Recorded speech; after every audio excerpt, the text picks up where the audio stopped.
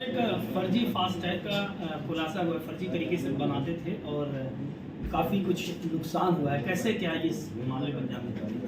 देखिए, विगत दिनों में कौशाम्बी पुलिस को विशिष्ट सूत्रों से जानकारी मिल रही थी कि हमारे यहाँ जो कोकराज टोल प्लाजा है, यहाँ आने जाने वाले वाहनों में कूट रचित फास्टैग का उपयोग करके वाहनों को भारी मात्रा में पास कराया जा रहा है।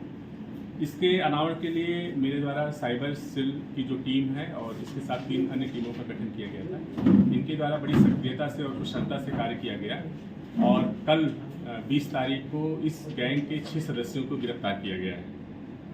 इनके कब्जे से 20 अदद फास्टैग कार्ड जो अवैध हैं उनको बरामद किया गया और इस घटना को पूरा अंजाम देने के लिए 4 अदद जो मोबाइल फ़ोन इनके द्वारा प्रयोग में लाया जा रहा था, जो इसी काम के लिए प्रयोग में कर रहे थे, उसे भी बरामद किया गया है। इनसे जब पूछताछ किया गया तो इन्होंने बताया कि ये अलग अलग बैंकों के माध्यम से फास्टैग की एजेंट आईडी प्राप्त करके कोकराज जो हमारा टोल प्लाजा है उसके आसपास ये फास्टैग बनाना शुरू कर देते थे। इसके बाद ये एक काल्पनिक वाहन नंबर या कोई अज्ञात वाहन नंबर इसको भर करके अपने ही लोगों के, अपने गिरोह के सदस्यों के मोबाइल फ़ोन पर OTP मंगा करके फर्जी फास्टैग आईडी क्रिएट कर लेते थे।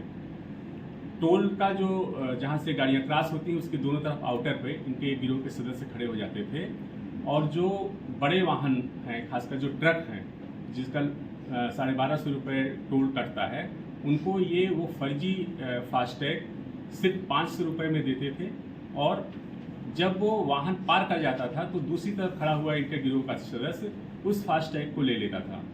चूँकि कोकराज टोल प्लाजा पर इस तरह का नियम है कि जब तक ये यहाँ से एंट्री की हुई गाड़ियाँ एग्जिट नहीं करती थी तब तक उसका ट्रांजैक्शन सक्सेस नहीं होता था। इसी लूपहोल का इन्होंने फ़ायदा उठाया और पार करने के बाद वाहन को दूसरा फास्टैग आईडी दे करके उससे एग्जिट कराया जाता था, जिससे टोल प्लाजा को कोई भी ट्रांजैक्शन सक्सेस नहीं होता था। कंपनी को अब तक में कितने क्या लगभग चूना लगा है? कुछ कंपनी को अब तक लगभग 1.5 से 2 करोड़ के घाटा होने की बात प्रकाश में आई। हो सकता है इससे भी ज़्यादा हुआ हो, क्योंकि वो चीज़ अभी कितनी गाड़ियाँ कम से कम एक फास्टैग पर ये 70 से 80 गाड़ियों को एक दिन में पार करा देते और उससे इन्हें कम से कम एक फास्टैग पर 35 से 40 हज़ार रुपये की बचत हुई। सर, ये क्या दुकान, ये जो दुकान कहाँ पे, सात जनसेवा केंद्र पे फास्टैग बनाते थे, कहाँ पे बनाते थे? ये टोल प्लाजा के दोनों तरफ ये छोटे छोटे गुंडी लगा लेते थे और टहलते हुए रहते थे और चूंकि ये जो वाहन चालक थे उनसे संपर्क सीधे कर लेते थे इनके गिरोह के सदस्य और वहीं बना देते थे फास्टैग। अभी इसमें कितने आरोपी बाकी हैं? अभी इसमें कम से कम 5 आरोपी बचे हुए हैं